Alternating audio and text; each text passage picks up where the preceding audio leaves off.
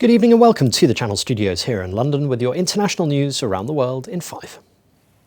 Myanmar's military has imposed martial law across more districts around the country following the deadliest day of protest since February's coup. About 50 people were reportedly killed when troops and police opened fire on protesters in various areas on Sunday.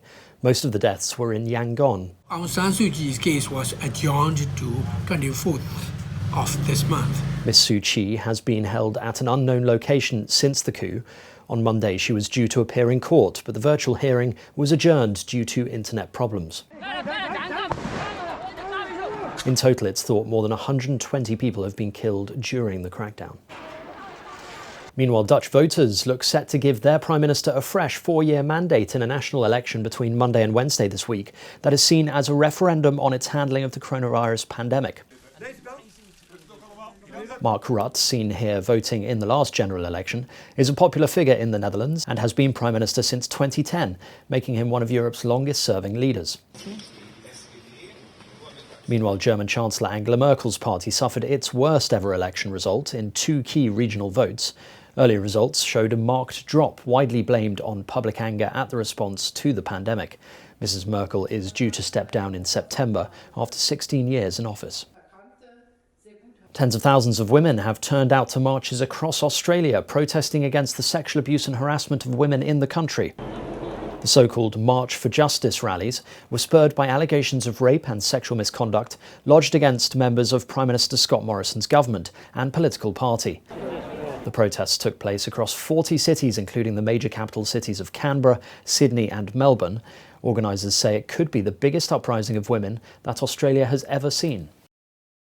The medical charity Doctors Without Borders says that soldiers in the Ethiopian region of Tigray have launched deliberate and widespread attacks on healthcare facilities. A statement by the charity said that treatment structures in the Ethiopian region were looted, vandalized and destroyed, and only 13% functioned normally. In late November, Ethiopian Prime Minister Abiy Ahmed declared victory in Tigray after capturing the regional capital, Mekelle. Ugandan politician and former presidential candidate Bobi Wine has been arrested in the capital Kampala. Mr. Wine was leading a protest against the so-called abduction, torture and murder of his supporters during the January election when security forces fired tear gas to disperse the crowd that was marching with the politician and arrested him. Mr. Wine said it has been more than 70 days since authorities arrested all of his campaign team members in Kalangala. A giant winter storm has hit western US, forcing the cancellation of hundreds of flights in Denver and shutting down major highways. The National Weather Service has warned that some areas could see up to 50 inches of snow and wind gusts of up to 60 miles per hour. More than 57,000 people are without power in Colorado, and major highways in the state have been shut down. Meanwhile, Nebraska's State Patrol has asked people across the western part of the state to stay home.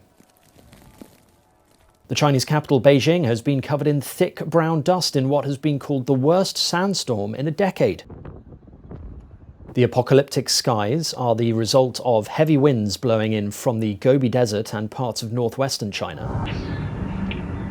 Hundreds of flights have been cancelled or grounded. China's National Observatory issued a yellow alert for sandstorms in at least 12 provinces in the country, including the capital.